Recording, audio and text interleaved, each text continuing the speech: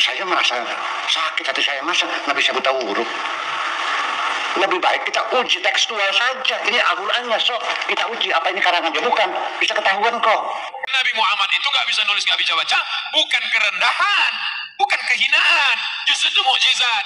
Ya, shalom bagi kita semua dimanapun kita berada pada saat ini. Kiranya kita semua tetap berada dalam keadaan sehat dan apapun yang merupakan aktivitas kita sepanjang hari ini, kiranya Tuhan Yesus memberkati.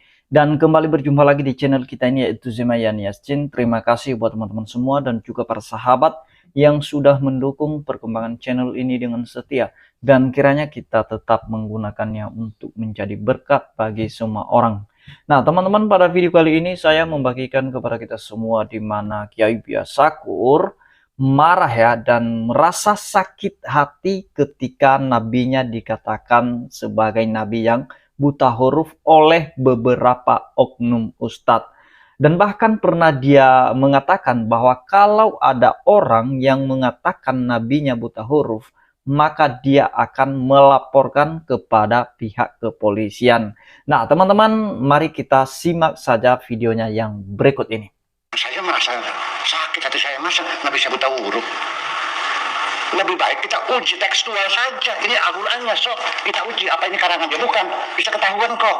Nabi Muhammad itu nggak bisa nulis, nggak bisa baca, bukan kerendahan, bukan kehinaan, justru itu mukjizat. Karena kalau dia bisa tulis, dia bisa baca, orang akan katakan, ah dia bisa tulis, bisa baca kan karena belajar dari orang Romawi, dia belajar dari orang Yunani. Ya, apa hikmah yang paling utama Nabi Muhammad SAW dijadikan ummi oleh Allah Subhanahu Wa Taala, tak punya kemampuan membaca, tak punya kemampuan menulis. Di antara hikmah terbesarnya adalah supaya tidak ada tuduhan ketika Al-Quran diturunkan adalah bagian dari rekayasa dan hasil kreasi Nabi Muhammad SAW. Karena Nabi itu pandai baca, Nabi pandai tulis, oh pantas Quran itu buatan Muhammad. Karena kalau Rasulullah SAW bisa baca dan tulis, maka orang menuduh Al-Quran itu karangan Rasulullah SAW. Dalam Al-Quran Allah Subhanahu Wa Taala dalam surat Al-Ankabut kata Allah Subhanahu Wa Taala, "Wa ma kunta tatlu min qablihi min kitabin, wa la takhutuhu bi yaminik, idzan lartabal mubtilun." Kata Allah, kau tidak pernah membaca sebelumnya buku apapun dan kau tidak pernah menulis apapun. Seandainya kau bisa baca, bisa tulis, kau akan dituduh sama orang-orang yang batil. Al-Quran itu karangan Muhammad. Maka yang pendapat yang rajih Rasulullah SAW sampai meninggal tidak bisa baca, tidak bisa tulis. Yang dimaksud ummi itu tidak bisa membaca dan menulis tadi, Ustaz. Iya, maksudnya. Iya. Lalu saya bilang, dia bisa membaca dan menulis, bisa. Sebetulnya bisa. Kalau untuk pengetahuan duniawi, huruf duniawi, beliau itu cerdas, IQ-nya mungkin di atas 150. Apa susahnya dia belajar huruf-huruf dari para sahabat? Dan dia menjadinya, sehingga dia bertanya, siapa yang bisa menulis dan membaca, itu yang terpenting bagiku. Rasulullah pernah berkata demikian. Bisa nggak? Bisa. Tapi kenapa? Saya mengimani bahwa Rasulullah itu buta huruf, tidak bisa membaca dan menulis. Kenapa? Karena dia berhadapan dengan kemuliaan Allah. Huruf-huruf dalam Al-Quran itu kemuliaan Allah. Kalau huruf-huruf dalam Al-Quran, dalam tulisan Arab lain, dengan mudah Rasulullah baca itu. Tapi kenapa tidak terjadi hal sedemikian? Supaya nyata bahwa Nabi Allah Sayyidina wa Maulana Rasulullah Muhammad SAW tidak punya andil sedikit pun. Kenapa Nabi kami buta huruf? Kenapa tidak di sekolah? Tidak sekolah. Karena sudah diprogram sama Allah, memang Muhammad itu harus buta huruf. Sebab kalau Nabi Muhammad pandai menulis, pandai membaca, nanti kalian tuduh Al-Quran karangan Nabi Muhammad. Betul atau tidak? Dengan Nabi Muhammad itu buta huruf, terbantahkanlah tuduhan mereka yang seolah-olah Al-Quran karangan beliau. Supaya orang itu meyakini bahwa Al-Quran itu adalah firman Allah, bukan tulisan Kanjeng Nabi, bukan karangan Kanjeng Nabi, betul-betul dari Allah, bukan hasil bacaan dari kitab-kitab suci sebelumnya, bukan hasil wawancara, bukan hasil sekolah, itu betul-betul dari Allah. Supaya orang yakin Quran itu firman Allah, bukan buatan Nabi, mereka membuta hurufkan Kanjeng Nabi. Mereka membuta hurufkan Kanjeng Nabi. Gitu. Saya merasa sakit hati saya, masa nggak bisa buta huruf? Lebih baik kita uji tekstual saja. Ini Al-Qurannya, so kita uji apa ini karangannya, bukan bisa ketahuan kok. Oh, berani-beraninya orang bilang Nabi nggak bisa baca. Mana orangnya? Bawa kemari. Secara jelas, secara tegas, Nabi Muhammad sejak lahir sampai mati tidak bisa membaca atau menulis, dan itu sudah ada banyak dalilnya. Misalnya Nabi Muhammad tidak bisa tulis, tidak baca, yang ngomong bukan Ustaz Allah. Mana ayatnya? Walladzi ba'atsa fil ummiyina saya laporkan siapapun yang mengatakan Nabi Muhammad buta huruf. Saya laporkan polisi. Buta huruf identik dengan goblok. Buta huruf identik dengan goblok.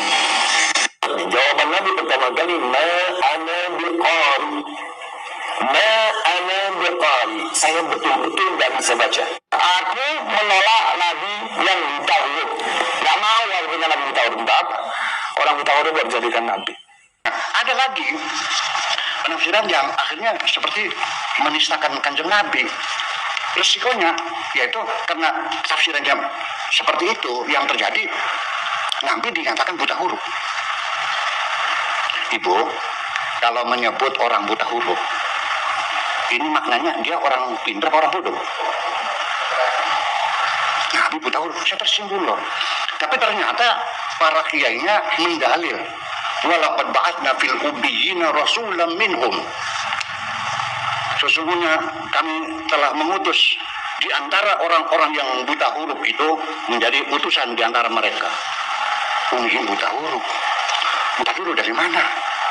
Buta huruf ini. Buta huruf ini bahasa Arabnya ummi. Ummi apa buta huruf? Ya, dalam bahasa Arab modern, ummi itu buta huruf bahasa Arab modern yang sekarang nih, betul ummi. Tapi ketika Al-Quran diturunkan pada abad ke-7, ummi ini maknanya bukan buta huruf, tapi orang Arab asli, bukan pendatang. Ini dalam bahasa, kenapa disebut orang Arab asli itu disebut ummi? Karena mereka buta huruf pada waktu itu. Di Sumatera, kalau ada orang di Medan ya, ada di Medan ya. Di mana? Ya, di Medan di Sumatera sana. Kalau orang itu bawa mobil, bilangnya wah hebat kau, udah punya motor kau. Motor bilangnya tuh, betul nggak? Motor. Tapi begitu orang itu pakai motor, wah kau hebat juga nih, pakai Honda. Semua motor disebut, betul nggak? Ini kita belajar antrolinguistik. Di dalam bahasa Indonesia juga sama sekarang. Karena yang pertama muncul air mineral mereknya Aqua, sekarang beli merek apa saja sebutnya beli. Udah bener? Setuju nggak? Jadi karena dulu orang Arab itu buta huruf, kan begitu? Ya kan begitu? Dan yang penduduk asli orang Badawi itu buta huruf. Nah, yang asli itu ummi. Lama kelamaan kata ummi itu ya siapapun orang buta huruf namanya ummi. Ya kita sudah. Ya, itu dalil mereka. Saya punya dalil di surat Al-Imran ayat 75 disebutkan juga tentang ummi. Bismillahirrahmanirrahim. Wa min ahlil kitabi man in ta'manhu biqintarin yu'addihi ilaika wa minhum man in ta'manhu bidinarin la yu'addihi ilaika illa ma dumta 'alaihi qa'ima dzalika bi annahum qalu laisa 'alaina fil ummiyina sabil wa yaquluna 'ala Allahil kadhiba wa hum ya'lamun. Ali Imran ayat 75 yang artinya wa min ahlil kitab, dan di antara ahli kitab man inta'manhu biqintarin yu'addihi ilaika, ada di antara mereka kalau kamu berikan amanah satu kintal emas, mereka pulangkan lagi amanah itu, diserahkan lagi. Wa minhum man inta'manhu bidinarin, tapi ada orang di antara mereka kasih amanah 1 dinar saja la yu'addihi ilaika, tidak dikembalikan kepadamu lagi. Jadi ada yang jujur, ada yang tidak jujur. Inna madunta alaihi qa'imah, bisanya mereka jujur itu harus selalu diawasi, dikontrol, ditagih, diingatkan terus baru bayar. Kalau dipilihnya nggak bayar nantinya. Itu. Kenapa demikian? Dzalika bi annahum qalu, itu karena mereka mengatakan laisa alaina fil ummiyina sabil, kalau yang memberi hutang kepada kami itu orang Arab asli nggak usah dibayar. Gitu. Jadi bukan kalau yang buta huruf nggak usah bayar, kalau yang bisa baca dibayar, bukan begitu. Arab asli tidak usah dibayar, itu maksudnya. Jadi ummi itu Arab asli, makanya ummi itu namanya ibu negara, itu asli negara itu namanya ibu pertiwi, motherland, betul nggak? Ibu pertiwi. Nah itu gimana? Itulah akhirnya selama ini orang beranggapan Nabi Muhammad buta huruf. Saya merasa sakit hati saya, masa nggak bisa buta huruf? Oke, saya punya dalil. Kalau masih belum yakin dengan tafsir ini, saya punya dalil. Allah menurunkan wahyu. Yang pertama kali apa bunyinya? Iqra. Disuruh apa Nabi? Disuruh apa Iqra? Coba baca, oke? Nabi bisa baca enggak? Enggak. Mana mungkin Allah menyuruh Nabi membaca, padahal Allah tahu dia tidak bisa membaca. Tidak mungkin. Ada kaidah umum yang dalam pikiran kita ingat, la yukallifullahu nafsan illa wus'aha. Allah tidak akan menyuruh orang kecuali dalam kemampuannya. Tidak mungkin Allah menyuruh orang yang tidak mampu. Ibu-ibu yang sudah usianya lanjut seperti ini, tidak mungkin dong. Saya gila kalau saya nyuruh ibu suruh ngangkut barang yang 1 kintal ini. Tuh tolong potong nih. Gila saya ini. 10 kilo itu saya mikir kok. Apalagi sekintal. Mana mungkin Allah menyuruh orang yang tidak membaca suruh membaca. Masa mungkin orang menyuruh orang yang lumpuh suruh lari? Nggak mungkin dong. Ya pasti bisa baca. Terus jadi masalah apa? Nah mungkin tidak ada framing dari awal. Mungkin tujuannya bagus ya. Tujuannya bagus. Tapi caranya yang mungkin kurang baik. Supaya orang itu meyakini bahwa Al-Quran itu adalah firman Allah, bukan tulisan Kanjeng Nabi, bukan karangan Kanjeng Nabi, betul-betul dari Allah, bukan hasil bacaan dari kitab-kitab suci sebelumnya, bukan hasil wawancara, bukan hasil sekolah, itu betul-betul dari Allah. Supaya orang yakin Quran itu firman Allah, bukan buatan Nabi, mereka membuta hurufkan Kanjeng Nabi. Terlalu naif bagi saya membuta huruf Kanjeng Nabi. Lebih baik kita uji tekstual saja. Ini Al-Qur'annya, so kita uji apa ini karangan dia, bukan. Bisa ketahuan kok. Gimana lagi? Pada akhirnya kita pasti tidak akan saling menyalahkan siapapun. Nah, kalau saya ini percaya Nabi bisa baca, saya murtadnya. Ada mengatakan Nabi buta huruf, kafir enggak? Mana yang memuliakan? Apakah menilai Nabi buta huruf atau menilai Nabi bisa baca? Mana yang lebih memuliakan Nabi? Ya. Jadi dalam artian bahwa ingin meyakinkan orang bahwa Quran bukan karangan Nabi, ya kan?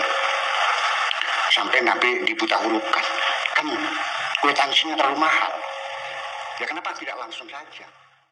Nah, jadi itu dia videonya teman-teman, apa yang sudah disampaikan oleh Kiai Biasakur. Bahkan kita secara singkat mendengar tadi tentang pernyataan-pernyataan beberapa oknum ustadz ya, seperti UAS, Ustadz Adi Hidayat, dan lain sebagainya.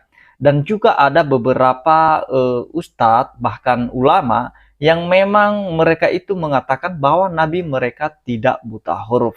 Nah, sebenarnya ini suatu perbedaan pendapat ya teman-teman, di mana ada sebagian mengatakan bahwa Nabi mereka buta huruf, dan ada juga yang membantah hal itu. Bahkan Kiai Biasakur mengatakan bahwa Al-Quran itu atau kitab suci mereka itu memang benar-benar dari Allah, dan itu tidak boleh dengan membela kitab suci kita harus membuta hurufkan Nabi menurut Kiai Biasakur.